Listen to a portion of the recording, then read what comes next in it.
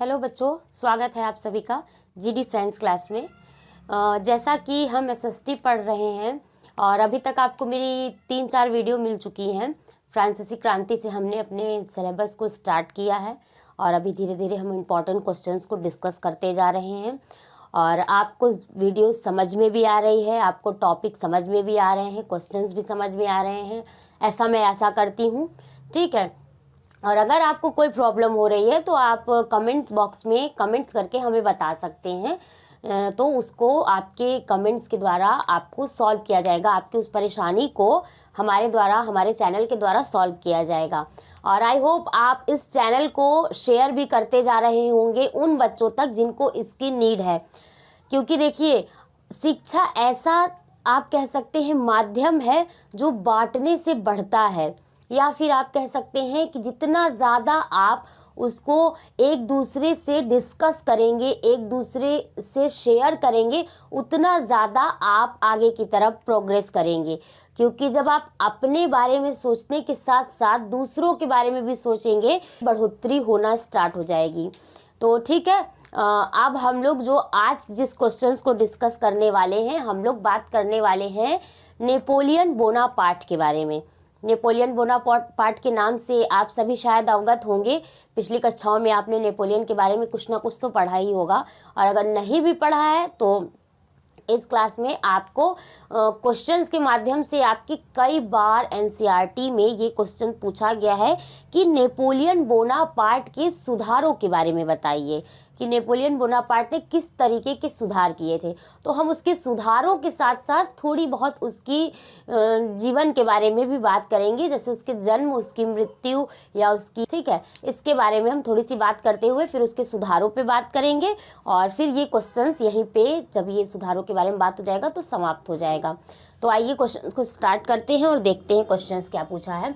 Question पूछा है आपका, नेपोलियन द्वारा किए गए सुधारों का वर्णन कीजिए। किस चीज का? सुधारों का, कि उसने किस तरीके के सुधार कार्य किए हैं। ठीक है बच्चों, क्वेश्चंस आपको समझ में आ गया होगा। सुधारों के बारे में पूछ रहा है, ठीक है। तो अब देखिए नेपोलियन बोनापार्ट, इसका नाम है नेपोलियन बोनापार्ट, ठीक है। इसके बारे में थोड़ी सी बात कर लेते हैं कि जैसे इसका जन्म कहाँ हुआ है। तो 15 अगस्त 1769 फ्रांस के एज़ेक्यो में नेपोलियन बोनापार्ट का जन्म हुआ था, ठीक है। इसकी जन्म स्थान की बात हो रही है, एज़ेक्यो, फ्रांस में एक स्थान है एज़ेक्यो, ठीक है। 1769 ईस्वी में इसका जन्म हुआ था नेपोलियन बोनापार्ट का। उसके बाद इसकी शादी जो हुई थी, इसने 2 विवाह किए हुए थे। पहला विवाह इसने जो किया था वो जोसेफाइन से किया था, ठीक है, जोसेफाइन से किया था। बट जोसेफाइन से इसे संतान की प्राप्ति नहीं हो पाई। संतान की प्राप्ति ना हो पाने के कारण इसने दोबारा से पुनर्विवाह किया और वो विवाह इसने मैरी लुइस, जो ऑस्ट्रिया के सम्राट की पुत्री है, उनसे किया और उनसे विवाह करने के पश्चात इसे संतान की प्राप्ति हुई। इसके वंश को आगे बढ़ाया गया, ठीक है। उसके बाद 1815 में मृत्यु कैसे हुई? नेपोलियन बोनापार्ट की मृत्यु, इसने फ्रांस में एक बहुत ही अच्छी सत्ता, बहुत ही अच्छा शासन कायम किया और फ्रांस में ये बहुत ही लोकप्रिय हो चुका था नेपोलियन बोनापार्ट। ये कुछ समय तक सम्राट रहा, उससे पहले ये सैनिक पद पे था। तो इस तरीके से इसने अपने जीवन को बहुत ही अच्छे से फ्रांस की जनता से प्रेम करते हुए, फ्रांस की जनता के लिए सुधार कार्य करते हुए इसने अपने जीवन को जिया है बहुत अच्छे से। जब इसकी मृत्यु हो जाती है तो इसीलिए इसे फ्रांस के ही शहर में इसकी इच्छा होती है कि मुझे दफनाया जाए, ठीक है। तो देखिए इसकी मृत्यु कैसे होती है। 1815 में मित्र राष्ट्रों से वाटरलू की युद्ध होता रहता है, उसमें इंग्लैंड से वाटरलू का युद्ध होता है। तो सेंट हेलेना द्वीप में इसे भेज दिया जाता है, वो इसे आत्मसमर्पण करना पड़ता है। कब आत्मसमर्पण करना पड़ता है?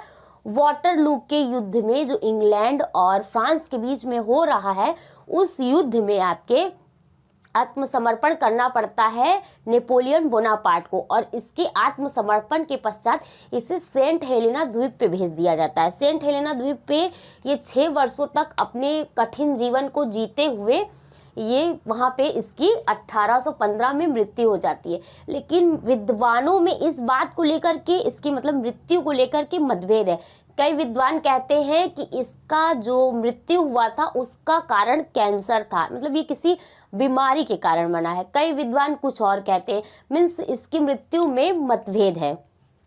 ठीक है, उसके बाद देखिए आप 1799 ईस्वी से, कब 1799 ईस्वी से 1850 ईस्वी तक संपूर्ण यूरोप को नेपोलियन बोनापार्ट ने अपने कार्यों से, अपने जीवन से, अपनी शक्ति से बहुत ही ज़्यादा प्रभावित किया। संपूर्ण यूरोप को, वो केवल फ्रांस ही नहीं, संपूर्ण यूरोप के जो अन्य देश थे, अन्य राज्य थे, उस पर भी इसका प्रभाव रहा।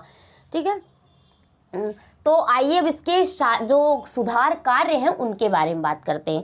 तो पहला सुधार कार्य जो है वो है आपका शासन संबंधित सुधार। मीन्स नेपोलियन बोनापार्ट ने अपने सुधार में सर्वप्रथम जो किया है वो शासन पे सुधार किया है। ठीक है, तो वो क्या है, शासन व्यवस्था। इसकी जो शासन व्यवस्था थी वो प्रतिभा, व्यापकता और कार्य क्षमता के सिद्धांतों पे आधारित थी। मतलब कि कर्म में विश्वास रखता था, करने पे विश्वास रखता था, कहने पे नहीं। और जितना हो सकता था ये अपने राज्य को व्यापक मीन्स विस्तृत करने की हमेशा कोशिश में रहता था कि कहाँ कहाँ हम युद्ध करें या किस तरीके से अपने राज्य को, अपनी सीमा को कितना ज़्यादा वृद्धि कर ले उसकी, इसमें ये हमेशा विश्वास रखता था। और काफ़ी प्रतिभाशाली था ये नेपोलियन बोनापार्ट। ठीक है, अराजकता के समापन के लिए शासन का केंद्रीकरण कर दिया। अराजकता खत्म करने के लिए, उसको समाप्त करने के लिए केंद्रीकरण, इसने अपने शासन में केंद्रीकरण कर दिया कि एक सेंटर बना के उसके इर्द गिर्द शासन को चलाना स्टार्ट किया, केंद्रीकरण कर दिया शासन का। ठीक है, शासन संबंधी सुधार हो गए। अब बात करेंगे हम आर्थिक सुधार। किस तरीके के आर्थिक सुधार नेपोलियन बोनापार्ट द्वारा आपका किए गए हैं। तो देखिए, पेरिस में बैंक ऑफ फ्रांस की स्थापना इसने केवल, मैंने आपको बताया, इसने केवल फ्रांस में ही नहीं, यूरोप के अन्य राज्यों में, अन्य देशों में भी अपनी छाप छोड़ी। तो इसने आर्थिक रूप से फ्रांस को और मजबूत करने के लिए, यूरोप को और मजबूत करने के लिए इसने पेरिस तक में बैंक ऑफ पेरिस की स्थापना कर दी। ठीक है, मादक द्रव्यों पे, नमक पे इसने टैक्स लगाना स्टार्ट कर दिया। क्या लगाना? टैक्स, कर लगाना स्टार्ट कर दिया कि मादक द्रव्यों पे और नमक पे अब आज से कर लगेगा। इसके आयात निर्यात के लिए उन्हें किसी प्रकार का कोई शुल्क देना पड़ेगा यदि इसका आयात और निर्यात एक राज्य से दूसरे राज्य या एक देश से दूसरे देश किया जाता है। तो मजदूरों के वेतन को इसने निश्चित कर दिया। ठीक है, चोरबाजारी, मुनाफाखोरी और सट्टेबाजी को इसने समाप्त कर दिया पूरी तरह से अपने राज्य से।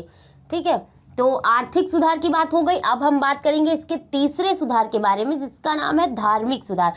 अब इसने धर्म में किस तरीके के सुधार किए, इसने से कहने का मतलब है आपके नेपोलियन बोनापार्ट की बात हो रही है। तो नेपोलियन बोनापार्ट ने धर्म में किस तरीके के सुधार किए, किस तरीके के परिवर्तन किए जो पहले कभी यूरोप में नहीं हुए थे। ठीक है, तो इसने क्या किया है, नेपोलियन बोनापार्ट ने अपने देशवासियों को धार्मिक स्वतंत्रता दे दी। कैसी स्वतंत्रता दे दी? धार्मिक स्वतंत्रता। मतलब जैसे मैंने आपको बताया कि कैथोलिक धर्म का, पोप का फ्रांस में बहुत ही ज़्यादा प्रचलन था कि अगर आप टैक्स नहीं देंगे, आप लोगों की बातों, पोप की बात को, कैथोलिक धर्म की बात को, सामंतों की बात को नहीं मानेंगे तो आपको उनके धर्म को अपनाना पड़ेगा। ज़बरदस्ती धर्म परिवर्तन कराया जा रहा था। तो जब बोनापार्ट आया है, नेपोलियन बोनापार्ट आया है, तो इन्होंने क्या किया, इन्होंने कहा कि अब आप किसी भी धर्म के हो, आप किसी भी धर्म को ग्रहण करना चाहते हो, वो आपकी इच्छा है, उसमें आपको किसी प्रकार का कोई प्रतिबंध नहीं है। आप अपने धर्म का चुनाव स्वयं कर सकते हैं, चाहे आप उस धर्म के रहिए या आप अपने धर्म को बदल दीजिए, ये निर्णय केवल आपका है। अपने देशवासियों को इसने धर्म में पूर्णतः स्वतंत्रता दे दी। ठीक है, ओके बच्चों, राज्य की ओर से सभी को अपने धर्म आचरण की स्वतंत्रता दे दी। अपने धर्म आचरण की कहने से तात्पर्य है कि राज्य की ओर से अब राज्य किसी को किसी प्रकार का कोई प्रतिबंध नहीं लगाएगा। आपका जो धर्म है आप उसके आचरण को, उसके रीति रिवाज को, उसके ट्रेडिशन को, उसकी संस्कृति को फॉलो कर सकते हैं। राज्य आप पर कोई रोक नहीं लगाने वाला। इस तरीके की स्वतंत्रता नेपोलियन बोनापार्ट द्वारा जब दी गई है फ्रांस में, तो उससे फ्रांस वासियों का प्रेम नेपोलियन बोनापार्ट के प्रति और ज़्यादा बढ़ गया। ठीक है, उसके बाद बच्चों बात करेंगे न्याय संबंधित सुधार। न्याय संबंधी किस तरीके के सुधार किए, ये बहुत ही इंपॉर्टेंट है। ये पता है आपके 2 नंबर में भी नेपोलियन कोड के बारे में पूछ लेता है, तो ये बहुत ही ज़्यादा इंपॉर्टेंट है, इसको बहुत ही ध्यान से देखिएगा। न्याय संबंधी सुधार में क्या किया उसने, फ्रांस के लिए विधि संहिता, ठीक है, विधि संहिता का निर्माण किया। ठीक है, जिसको क्या कहते हैं, विधि संहिता को ही कहते हैं नेपोलियन कोड। विधि संहिता को नेपोलियन कोड कहते हैं और ये आपके फ्रांस के लिए लागू किया है नेपोलियन बोनापार्ट ने। यह कार्य फ्रांस को नेपोलियन का स्थायी देना है। मतलब कि जो विधि संहिता या नेपोलियन कोड लागू की जा रही है, बनाई जा रही है बोनापार्ट के द्वारा, नेपोलियन के द्वारा, ये फ्रांस के लिए एक स्थायी देन है। मीन्स ये काफ़ी समय तक स्थायी रही, इसको बदला नहीं गया। ये बहुत ही समय तक, जब राजाओं में परिवर्तन हुआ, सम्राटों में परिवर्तन, फिर भी ये नहीं गई। ये बहुत फेर बदल जरूर किए होंगे, लेकिन नेपोलियन कोड आपका स्थायी देन था फ्रांस के लिए नेपोलियन द्वारा। ठीक है, उसके बाद बच्चों देखिए नेपोलियन कोड की बात हो गई और न्याय संबंधित सुधार के बाद अब नेक्स्ट जो 5वां सुधार है आपका, वो है शिक्षा संबंधित सुधार। कौन सा सुधार, शिक्षा संबंधित सुधार। फ्रांस में शिक्षा की नींव डाली। फ्रांस में जो शिक्षा की नींव डालने का कार्य किया है वो नेपोलियन बोनापार्ट द्वारा किया गया है। और इसके साथ साथ पेरिस में उसने एक विश्वविद्यालय की भी स्थापना कराई थी तथा पेरिस में एक विश्वविद्यालय का निर्माण कराया नेपोलियन बोनापार्ट द्वारा। देखिए, आर्थिक सुधार के लिए बैंक का निर्माण करा रहा है, बैंक पेरिस में बैंक, और शिक्षा में सुधार के लिए क्या कर रहे हैं, एक विश्वविद्यालय, पेरिस में एक विश्वविद्यालय की स्थापना नेपोलियन द्वारा कराई जा रही है। हमेशा ध्यान रखिएगा कि नेपोलियन ने फ्रांस के प्रति या यूरोप के प्रति काफ़ी ज़्यादा अच्छे कार्य किए हैं, जिसके लिए फ्रांस की जनता नेपोलियन को सदैव याद करती थी और वो अपनी जनता से, फ्रांस की जनता से बहुत ही ज़्यादा प्रेम करता था नेपोलियन बोनापार्ट। ठीक है, उसके बाद हम बात करेंगे सार्वजनिक सुधार। ये लास्ट आपका है, अंतिम है। इसने सार्वजनिक क्षेत्र में भी कई सारे सुधार किए हैं।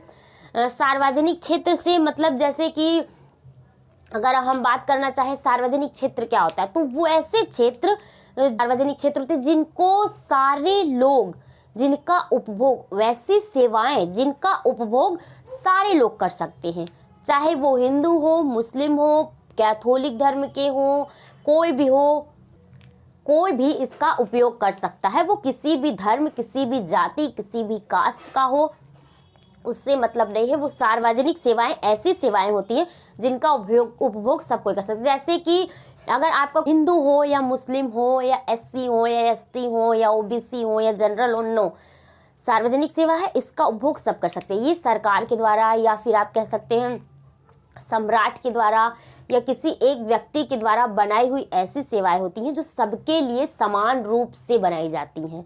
तो उसी तरीके की होती है आपके सार्वजनिक सेवाएं। तो सार्वजनिक सेवाओं में जो सुधार किए हैं नेपोलियन बोनापार्ट ने, उन्होंने काफ़ी सारे परिवहन, जो आवागमन था, उसको एक तरीके से आप कह सकते हैं व्यवस्थित किया। आवागमन के लिए, आवागमन को व्यवस्थित किया। तो देखिए क्या कार्य किया, सार्वजनिक सुधार में नेपोलियन ने बेरोजगारी को दूर किया।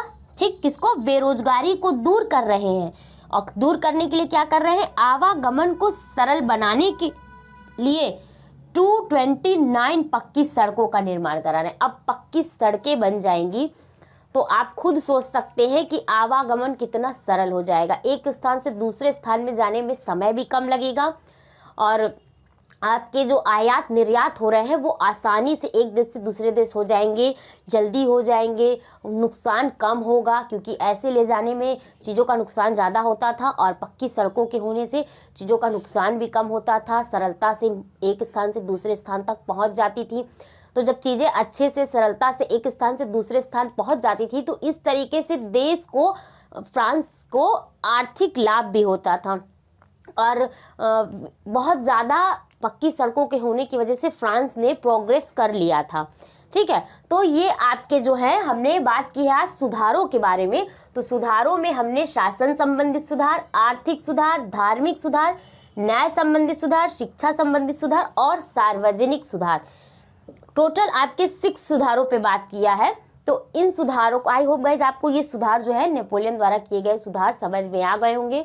अगर आपको समझ में आया है तो प्लीज़ चैनल को सब्सक्राइब कीजिए, वीडियोस लाइक कीजिए, बेल आइकन प्रेस कीजिए, ताकि, तो आई होप आपकी एग्ज़ाम की प्रिपरेशन अच्छी चल रही होगी। उसको और तेज़ी से करिए और ज़्यादा प्रोग्रेस कीजिए, जितना हो सके चीज़ों का रिवीजन करिए, क्वेश्चन सॉल्व करिए, उनको पढ़िए। Thank you for watching this video.